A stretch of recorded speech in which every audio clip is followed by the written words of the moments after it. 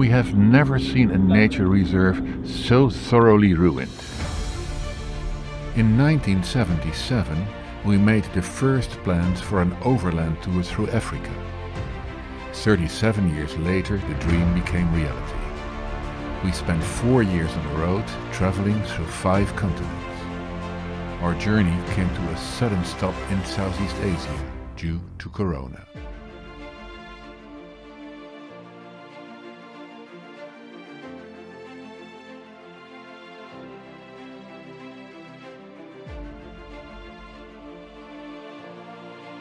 We have hit the road again, but nobody knows where and when our voyage will end.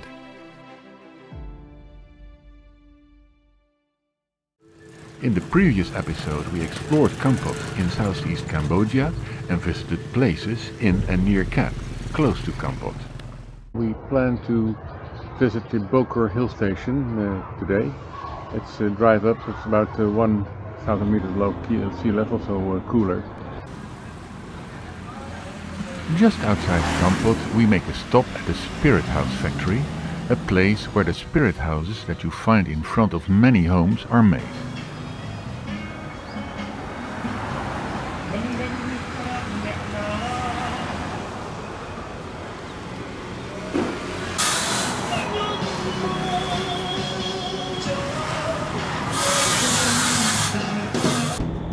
Bokor Hill Station was built in the 1920s by French colonists wanting to escape the heat and humidity.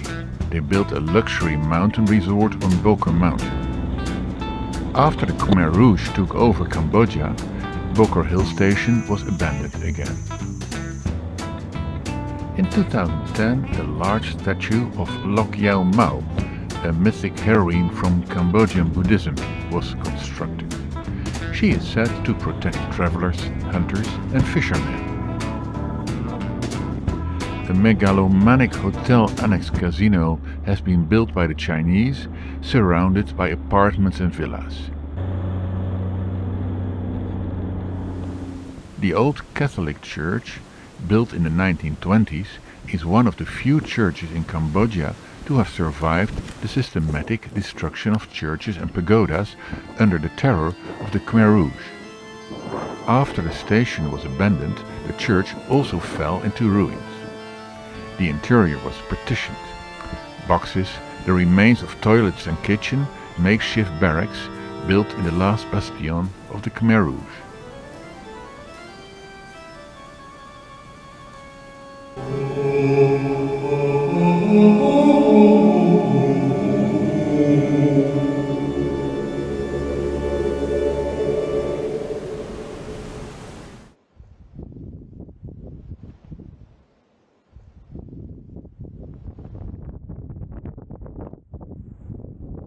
The views are beautiful.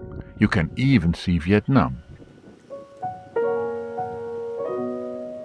The main feature of the French resort was the Bokar Palace Hotel, built in 1925. Because of the remote mountain location, building the resort was labor-intensive and nearly 900 people lost their lives during the 9 months of construction. Bokor Hill National Park is a disappointment.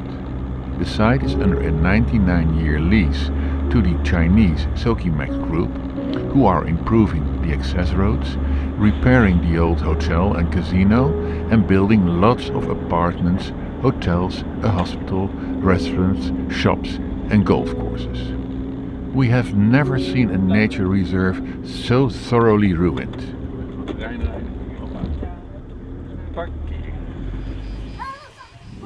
Wat Sampov Pram Monastery, established in the 1920s, consists of mostly Buddhist temples but resembles European-style architecture.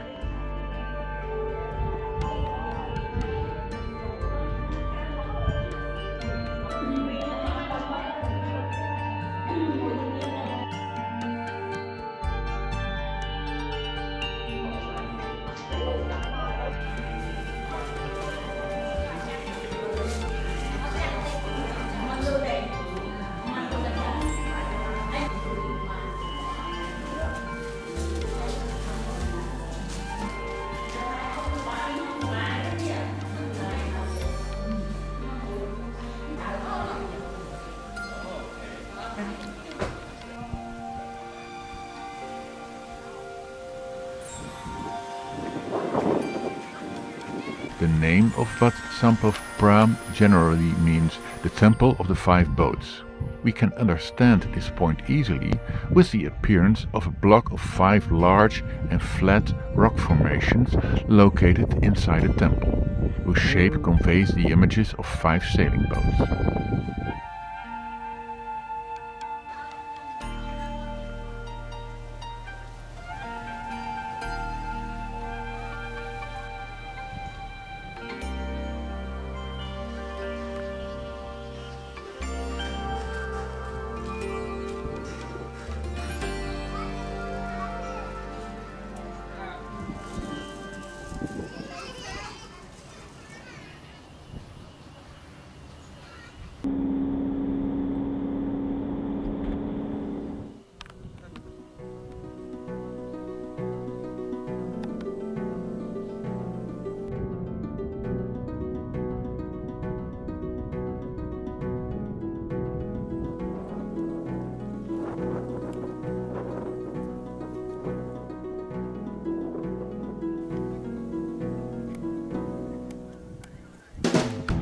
Everything looks abandoned, poorly maintained and grimy green. Of many of the other buildings, only the concrete carcasses are standing, without any work being done on them. It seems as if the project was started on a large scale and then left, leaving everything as it was. Despite the abandoned buildings, we still see large other pieces of land being cleared and large Chinese long Chhnorks driving back and forth. The Popokvil Waterfalls form a two-tiered fall with a shallow pool in between. Everywhere has been built, but at the waterfall, which you can approach from above, nothing has been made to be able to see it well from the side and below. We don't find a nice walk opportunity anywhere in the park.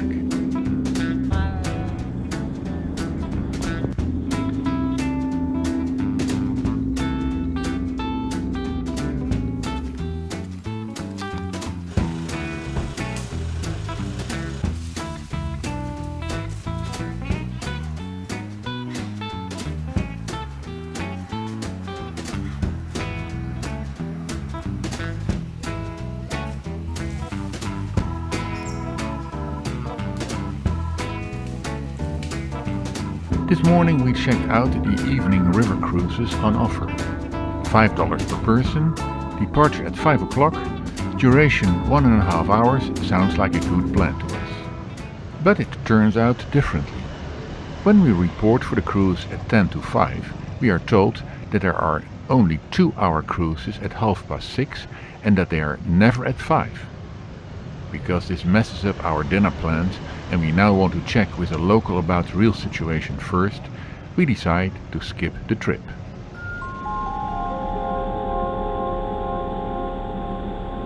Margriet and I have split. Margriet is going to have a cooking class this afternoon, and I'm on my way now to the Chhngok Temple, that's the cave temple, requiring some climbing.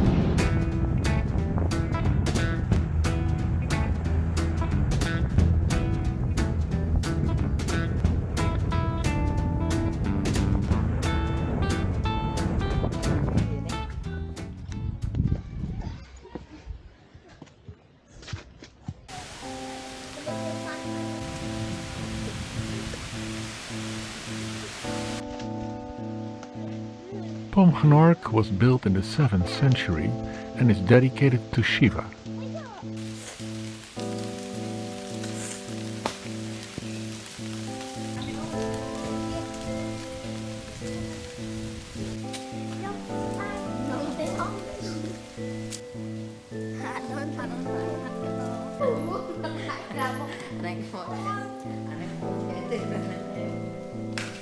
School kids hanging around are more than happy to show me the way.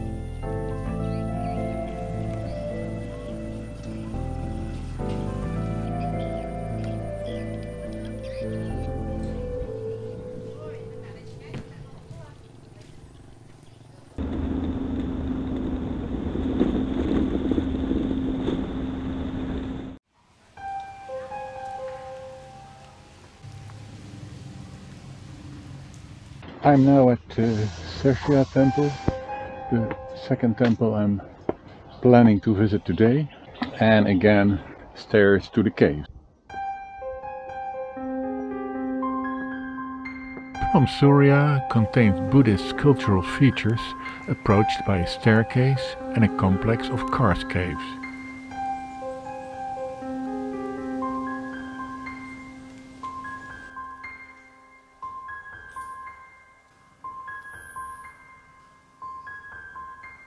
I've now walked up to the Buddha shrine with also a nice view over the fields.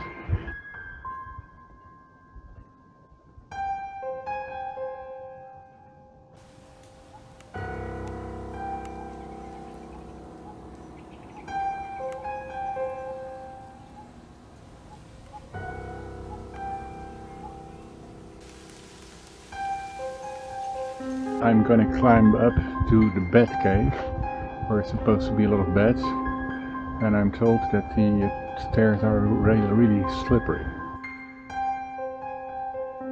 That was actually a lot easier than I expected, because inside the cave they had redone all the stairs and they were quite easy to take.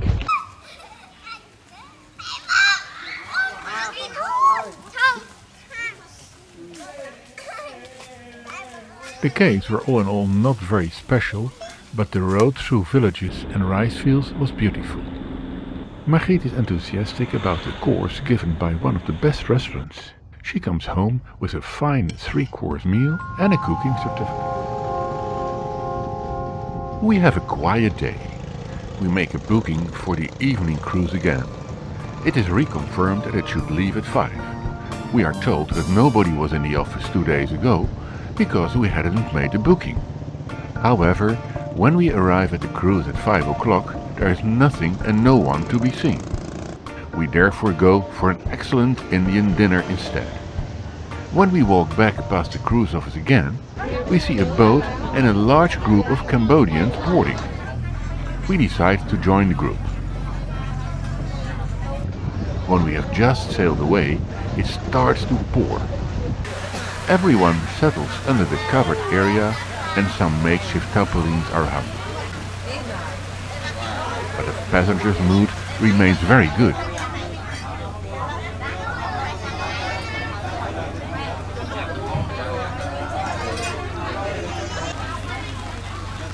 We sail some distance up the river to watch fireflies. The cruise is what you may expect for €5, but the vibe of the fellow tourists is superb and we really enjoy the evening. In the next episode, we stay in a monastery in the center of Phnom Penh.